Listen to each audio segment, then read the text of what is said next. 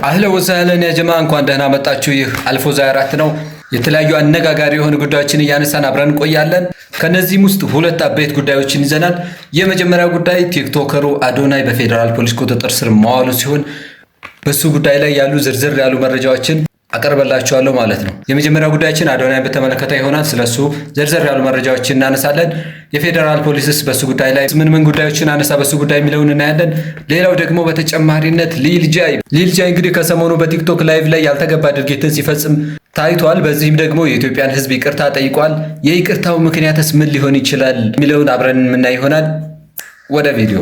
አዶናይን በተመለከተ እንግዲህ የፌዴራል ፖሊስ በቁጥጥር ስር አውሎታል ከተባለ ጀምሮ በተለያዩ የሶሻል ሚዲያዎች ላይ በጣም ትልቅ መነጋገሪያ ሆኖ ነበረ። ይህን አስመልክቶ እንግዲህ የፌዴራል ፖሊስ የወንጀል ምርመራ ቢሮ መግለጫውን አውጥቷል። የኢትዮጵያ ፌዴራል ፖሊስ አዶናይ ብርሃነ ኃይለ ሚካኤል የተባለ ተጠርጣሪም በቁጥጥር ስር አውሎ ምርመራ እያጣራ መሆኑን ገልጿል። አዶናይ ብርሃነ ኃይለ ሚካኤል በቁጥጥር ስር ሊውል የቻለው ከኢትዮጵያ ህዝብ ባህልና መልካም ስነ ምግባር በተቃራኒ በህዝብ ዘንድ ተቀባይነት የሌለው አስነዋሪ አለባበስ ለብሰው በአደባባይና በቴሌቪዥን ቀጥታ ስርጭት የታዩ 5 ተጠርጣሪዎች በቁጥጥር ስር ባዋሉበት የወንጀል ጉዳይ ጋር በተያያዘ መሆኑን የኢትዮጵያ ፌዴራል ፖሊስ አስታውቋል።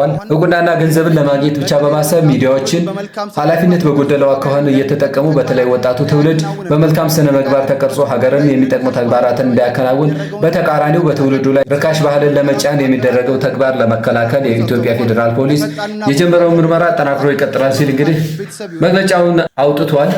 ይህንንም ተከትሎ እንግዲህ አዶናይ ከመታሰሩ ከአንድ ቀን በፊት የተለያዩ ታዋቂ ሰዎች ሚዲያው ላይ ተጽዕኖ ፈጣሪ የሆኑ ሰዎች የተለያየ አስተያየትን ለአዶናይ ሲሰጡት ነበረ። ከነዚህም ውስጥ አንዱ ነቢይ እዩ ጩፋ ነበር። እስኪ እሱ የሚለውን ሰምተን እንመለስ። ሰግጥህ ረግጥህ አልሰማም ብለህ ታርጌትን ምታ ነው። የመረዳት አቅሙ ትንሽ የሆነ ሰው መሰገጥ የሚለውን ቃል ወስዶ ሱሪ አውልቆ ሊሄድ ይችላል። ይሄ የልጁ ጉዳይ ነው። በመቶ ጤናማ ውስጥ አንድ እብድ አይጠፋም። ይሄ ይጠበቃል። ምንም ብታስተምር አዶናይ ሀገር እያጠፋ ነው ብሎ መንግስት ጣልቃ ግባ፣ ትምህርት ሚኒስቴር ጣልቃ ግባ ማለት በጣም የወረደ ከመሬት በታች የሆነ አስተሳሰብ ነው። አዶናይ የሚያስተምረው ትምህርት ሀገርን ከጎዳ፣ ትውልድን ከጎዳ፣ ብሔርን፣ ፖለቲካን፣ ሃይማኖትን የሚነካ ከሆነ መንግስት ራሱ ያያል። በቂ በላይ የሆነ አይን ያለው መንግስት ነው። ቲክቶኩ ስላለ ሁሉም ሰው እንደዚህ ስልክ አድርጎ ማንኪያ ከእጁ ሲወርቅ መንግስት ይላል። ፍሪጁ አልከፈት ስል መንግስት ይላል። በሁሉ መንግስት ይላልና ቲክቶኩ ያመጣው ትሬንድ ነው። ይሄ ትሬንድና ሁሉም ሰው መንግስት ስላለ መንግስት ለሁሉም ሰው አቤት አይል። መንግስት የራሱ አሰራር አለው። መንግስት የራሱ ህግ አለው። ህገ መንግስት አለው። የሰዎችን የሀገርን ደህንነት እስካልነካ ድረስ እንደፈለገ አንድ ሰው ማራመድ ይችላል።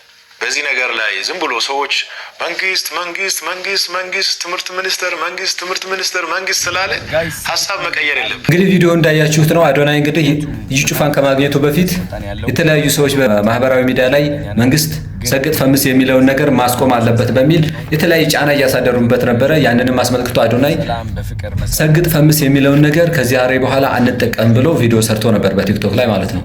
እንግዲህ ከዛ በኋላ ነው እዩ ጩፋን አግኝቶት ለዓላማ ሰግጠ ፈምሰህ ስራ በሚለው ያን ነገር ካገኘ በኋላ ነው እንደገና ሰግጠን ፈምሰን እንሰራለን በሚል ቪዲዮ መጥቶ ነበረ። እንግዲህ አዶናይ የታሰረው ወንጀል ሰርቶ ሳይሆን ነው ለምርመራ ነው ትፈልጋለህ የተባለው። እስካሁን ምንም የተባለ ነገር የለም። ለምርመራ እስከሆነ ድረስ ደግሞ ፌዴራል ፖሊስ ማንኛውንም ሰው ለምርመራ እስከፈለገ ድረስ ሊጠይቅ ይችላል። ያ ማለት ግን ወንጀል ሰርቷል ማለት አይደለም። ያው እሱ እንዳለ ሆኖ ይስራም ባይስራም እንዳለ ሆኖ በምርመራ የሚታወቅ ጉዳይ ነው። ከነዚህ ጉዳዮች ጋር ያለውን ተከታታይ የማቀርብላችሁ ይሆናል። እንግዲህ አዶናይ በቁጥጥር ስር መዋሉን ተከትሎ እናቱ ለቢቢሲ ትግረኛ ቃላቸውን ሰጥተዋል።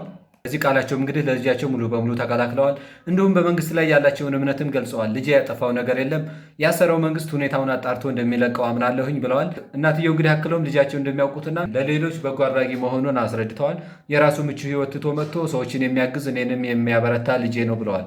መንግስት ሁሉንም ነገር አጣርቶ ልጄ እንደሚለቀውም አምናለሁ በማለት ለቢቢሲ ትግረኛ ቃላቸውን ሰጥተዋል። ሌላኛው ጉዳያችን ደግሞ ሊል ጃይን በተመለከተ ነው። ሊል ጃይ እንግዲህ በማህበራዊ ሚዲያ ይቅርታ ጠይቋል። ከሰሞኑ በቲክቶክ ላይቭ ላይ ያልተገባ ተግባርን ሲፈጽም ነበረ። ሊል ጃይ እንግዲህ በቲክቶክ ላይ ያልተገባ ተግባርን ሲያደርግ ላይቭ ስለነበረ ላይቭ ሪከርድ ላይ ደግሞ የተለያዩ ቪዲዮዎች ወጥተዋል፣ ሪከርድ የተደረጉ ማለት ነው። ከነዛም ውስጥ እስኪ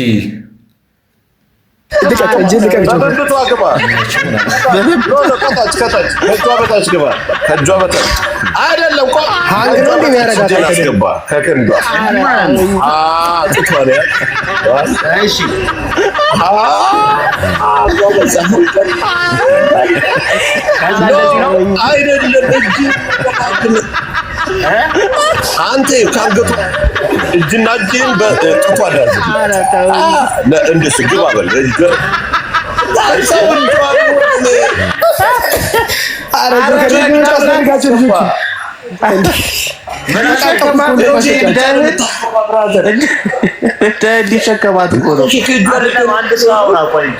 አንድ ካጂ ጆከር አውራ አልገባኝ እጅህን ምን ታደርጋለህ? አንገትህን በአንገቷ እንደዚህ ማለት ነው። ከዛ ጡትና ጡት አትግባ፣ አንገትህን አትሸከማ።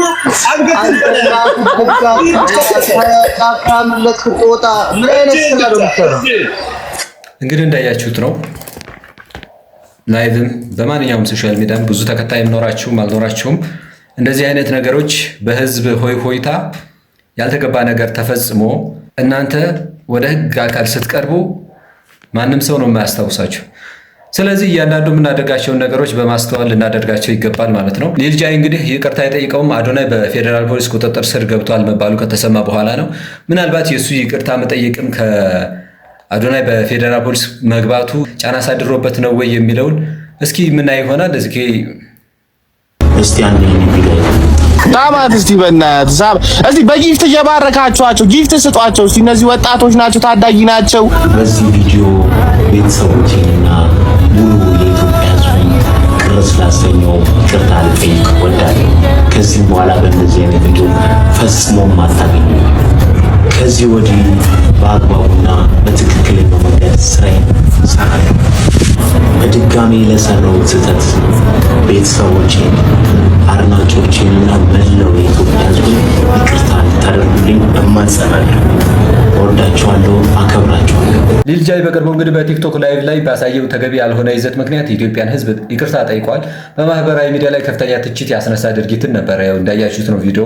ቲክቶከሩ ባወጣው መግለጫ በሰራው ትልቅ ስህተት የኢትዮጵያ ሕዝብ ይቅርታ እንዲያደርግልኝ እማጸናለሁ። ከዚህ በኋላ እንደዚህ አይነት ነገር አታገኙብኝም ብሏል።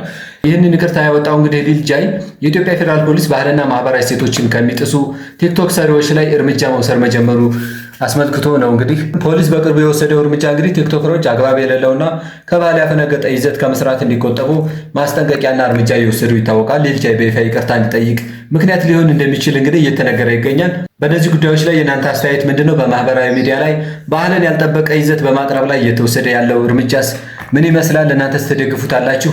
እንዴት ታዩታላችሁ? ሀሳባችሁን አስቀምጡልኝ በኮሜንት ላይ።